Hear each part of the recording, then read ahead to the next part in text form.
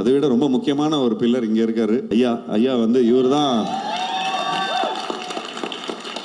நம்ம ஐயா வந்து ரொம்ப பாடுபடுத்திட்டோம் ஐயாவை. அதாவது அவரை ஃபுல்லா படுக்க வச்சு, அதாவது உடம்பெல்லாம் வலிக்கும். ஒவ்வொரு வாட்டியும் வந்து தண்ணி குடிக்க முடியாது, சாப்பிட முடியாது.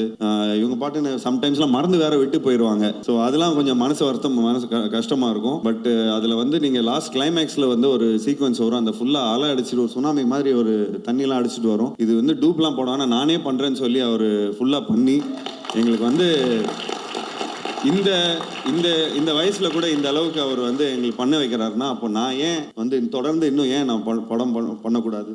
ஸோ நிச்சயமா தொடர்ந்து நான் முயற்சிகள் நிச்சயமா எடுத்துட்டு வரேன். உங்களை மாதிரி ஒரு ஸ்ட்ரென்த், அதாவது எங்களுக்கெல்லாம் நீங்க ஸ்ட்ரென்த் கொடுத்துருக்கீங்க. ஸோ உங்களை மாதிரி ஆளுங்க எங்களுக்கு ஸ்ட்ரென்த் கொடுக்கறதுனால தான் நாங்கள் இன்னும் நிறைய முயற்சிகள் எடுத்துட்டு வந்துட்டு இருக்கிறோம்.